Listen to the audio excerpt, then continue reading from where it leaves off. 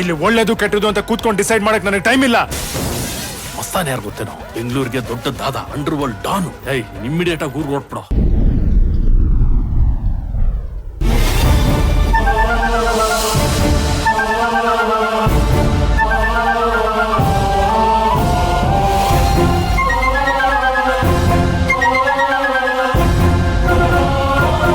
ನಾವು ಹೋಗ್ತೀವಿ ಕಣಮ್ಮ, ನಾವು ಹೋಗ್ತೀವಿ.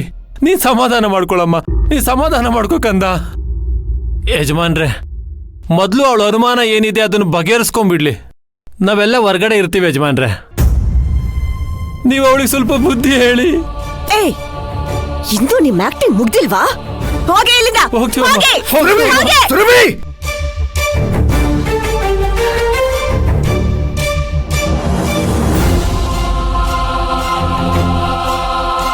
ನೀನ್ ಏನ್ ಮಾಡ್ತಾ ಇದೆಯೋ ಪರಿಜ್ಞಾನ ಇದೆ ನಿನ್ಗೆ? ಸೂರ್ಯ, ನೀ ಇದ್ರಲ್ಲಿ ತಲೆ ಹಾಕಕ್ ಬರ್ಬೇಡ. ಇವರು ನಮ್ಮನ್ನೆಲ್ಲ ಯಾಮಾರ್ಸಕ್ಕೆ ಅಂತ ಬಂದಿರೋದು. ಏನ್ ಇಲ್ಲೇ ನಿಂತಿದ್ದೀರಾ? ನಡೀರಿ ಆಚೆ, ಹೋಗಿ ಇಲ್ಲಿಂದ. ಸುರಭಿ, ಏನ್ ಮಾಡ್ತಿದೀಯ ಮಗಳೇ ನೀನು? ಮಾ ನೋಡಿ, ಯಾರು ಗಾಬರಿ ಆಗ್ಬಿಡಿ. ಇವ್ರಿಗೆ ಹೀಗ್ ಗದರ್ಸಿ ಹೇಳಲಿಲ್ಲ ಅಂದ್ರೆ ಯಾರು ಹೆದರ್ಕೊಳ್ಳಲ್ಲ. ನೋಡಿ, ನಿಮ್ಗೆಲ್ರಿಗೂ ಇನ್ನೊಂದ್ಸಲ ಹೇಳ್ತಾ ಇದ್ದೀನಿ, ಇವ್ರು ಯಾರು ಅಂತ ನನಗೆ ಗೊತ್ತಿಲ್ಲ. ದಯವಿಟ್ಟು ಇವ್ರ ಮಾತನ್ನ ನಂಬೇಡಿ. ನೋಡಿ, ಯಾವುದೇ ಕಾರಣಕ್ಕೂ ಇವ್ರ ನಮ್ಮ ಮನೆ ಒಳಗಡೆನೂ ಸೇರಿಸ್ಬೇಡಿ.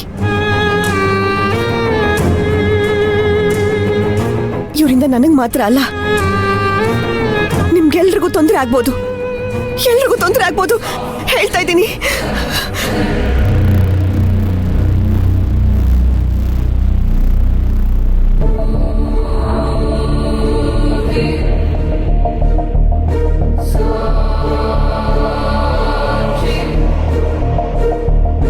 ತಪ್ಪು ನಮ್ದೇ ಯಜಮಾನ್ರೆ. ಮಗಳು ಸಿಕ್ಕದ್ಲಲ್ಲ ಅನ್ನೋ ಆತ್ರದಲ್ಲಿ ಅವಳ ಪರಿಸ್ಥಿತಿ ಬಗ್ಗೆ ಯೋಚನೆ ಮಾಡಲಿಲ್ಲ. ನಾವು ಡಾಕ್ಟರ್ನ ಕರ್ಕೊಂಬರ್ಬೇಕಾಗಿತ್ತು. ಇರ್ಲಿ ಯಜಮಾನ್ರೆ, ನೀವೆಲ್ಲ ಮಾತಾಡ್ಕೊಂಡು ಮೊದಲೊಂದು ನಿರ್ಧಾರಕ್ಕೆ ಬನ್ನಿ. ಅಲ್ಲಿವರೆಗೂ ನಾವಿಲ್ಲೇ ಕಾಯ್ತಾ ಇರ್ತೀವಿ. ಇನ್ನು ಹೋಗಿಲ್ವೇನ್ರೋ?